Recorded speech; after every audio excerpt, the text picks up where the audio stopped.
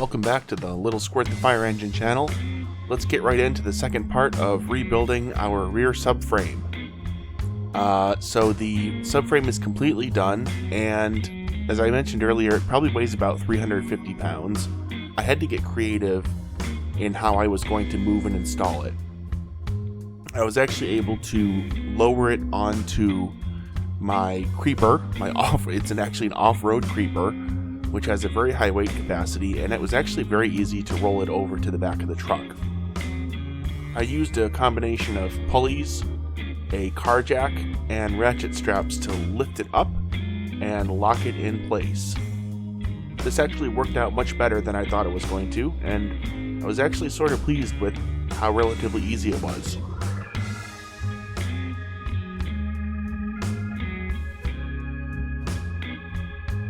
Next, I needed to bolt down the subframe. There's 4 bolts on each side, as you can see here. They're relatively large. I think they're 3/4 inch bolts. And I was very pleased with the fact that all of my bolt holes lined up the first time, which I thought was just great. I used my impact driver to tighten them down significantly, and that worked pretty well, as I was expecting. With the exception of this one, let's just say I got a little carried away and decided to test out exactly how much power my Harbor Freight impact gun had, and let's just say it was substantial because I actually broke the bolt right in half. Whoops. So that was a quick run over to Ace Hardware to grab another one, and let's just say after that I decided to tighten the rest of them a little bit more moderately.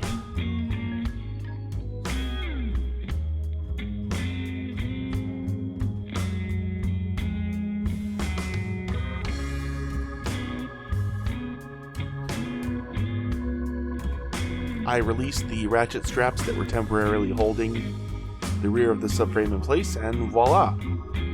Needless to say, I was extremely happy with how sturdy it is. It's even big enough to hold a big guy like me jumping up and down on it with very little deflection whatsoever.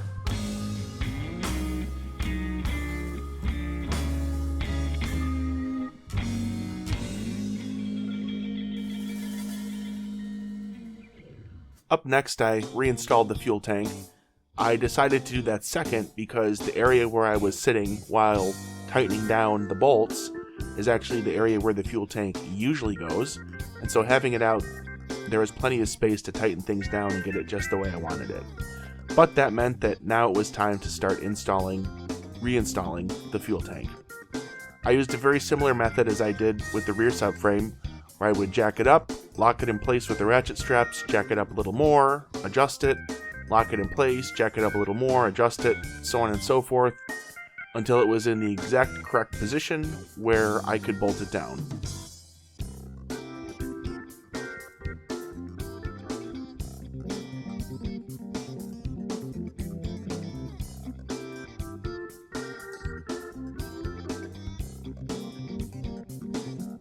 The tank is held in place by 2 aluminum straps that are bolted to an assembly underneath the frame.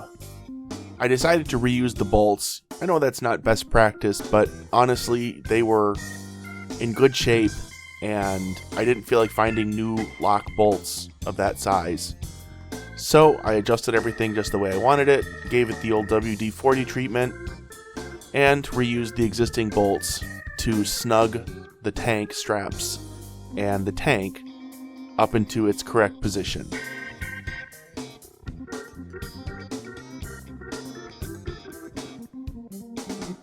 Now it was time to refill the tank. I found this little gadget called a Mr. Funnel, which is a funnel that has a very fine mesh filter as well as a water rejecting membrane in it, so any contamination, including water, that was in the fuel after sitting outside for a while would be removed. And as you can see, it was pretty significant. There's some very unlucky bugs, some pieces of dirt and plastic, and this really weird gel stuff that looks not unlike a booger. And I suspect it was probably some combination of fuel emulsifying with water somehow. Up next, it was time to prime the fuel system, which basically is a fancy way to say to get all the air out of it. So I hooked up my trusty drill pump, one end to the supply line and one end to the return line, and I started pumping diesel through the entire fuel system until all the air bubbles in it had come out.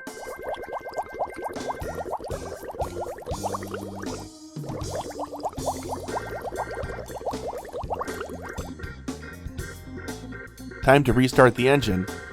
In all honesty, I forgot to turn on my camera the first time, so you're watching a dramatic reenactment, maybe a little bit too dramatic, of me starting the engine for the first time with the fuel tank reinstalled.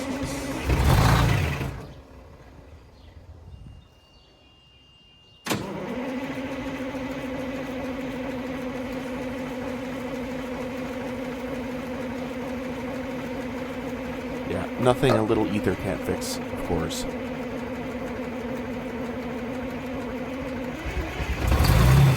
Success! Yes.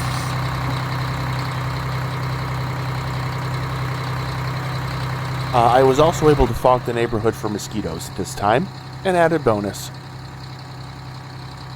Now it was time to replace the diamond tread plate that covers the rear platform of the subframe.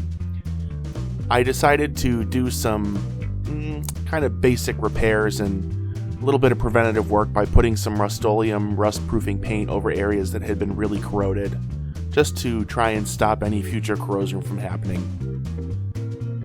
I gave the diamond plate a polish with my absolute favorite metal polish in the whole world, California Customs. I talk about them in a previous video. They're not a sponsor, I wish they were, but man alive, this product is absolutely perfect for aluminum, and it absolutely takes all the work out of making really dull and crappy aluminum look new again. Of course, this rear platform has been beat up by the brave men and women of the Cedar Rapids Fire Department for almost 30 years, so there's no way to get it back to as if it were new. However, you can definitely make a huge difference with this polish. As you can see, even though there's still all kinds of scratches and dings, it still polishes up to a very reflective finish. I then proceeded to polish the rest of the platform in the same manner.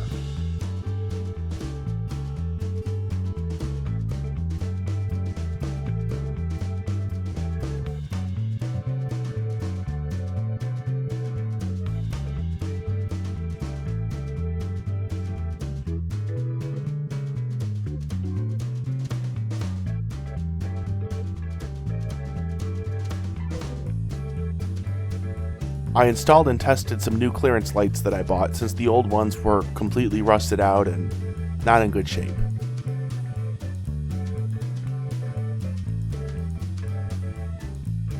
Now came the next step, which was to reinstall the rear platform which sits on top of the subframe.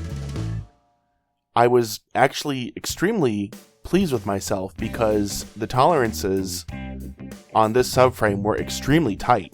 They were just as tight as the original one that I had taken off.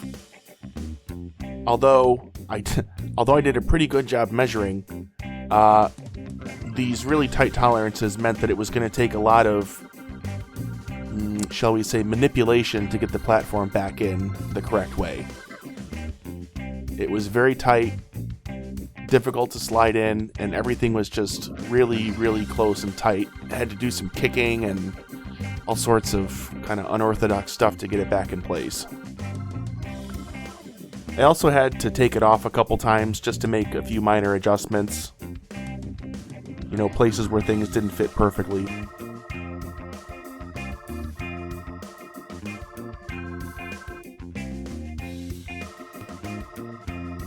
I got super frustrated with this one little area right here. As you can see, the gap is just a little bit too big. You can see the two holes that are next to each other there are supposed to be on top of each other. And I messed around with this stupid area for probably almost an hour before I got it right. There it goes. There it goes. Ah yeah, the kick of success. With the platform reinstalled, it was time to finish buttoning everything else up. So I replaced the door that covers the fuel tank access area and swept out the hose compartment. Oh, and did I mention, as part of this project, I removed the tow ring that used to be on the back here and replaced it with an actual trailer hitch, which I am very happy about, and I'm sure there will be some really interesting videos on coming up soon. Next, it was time to reinstall the door that covers up the rear hose reel. The hose reel is in awful condition. It's in the shed in the back of my house. It needs to be rebuilt completely, and honestly, that's probably a 2026 project. Finally, it was time to put the reflective bars back.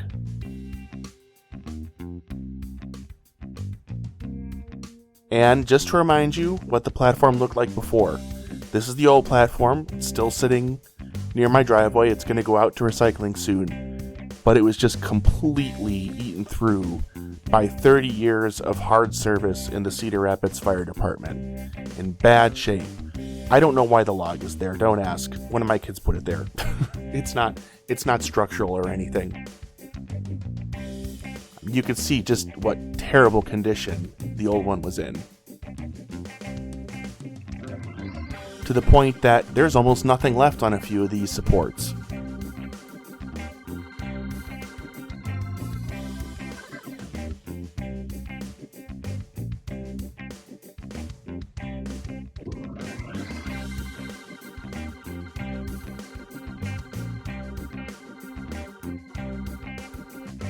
And finally, the result of 2 months of work, a beautiful new, solid, rust-proofed rear subframe and platform, and a restored and structurally sound fuel tank. This entire project took about 2 months of work, mostly on the evenings and weekends. Anyways, thank you for watching. I want to give a special thank you to anyone who helped me with this, particularly my dad, Scott, my wife, and my 2 kids. Thank you so much. You guys are very patient with my silly projects, and I really appreciate it, especially when they turn out this nice. Alright, well, thanks for watching Little Squirt the Fire Engine channel. Have a great day, and we'll see you soon.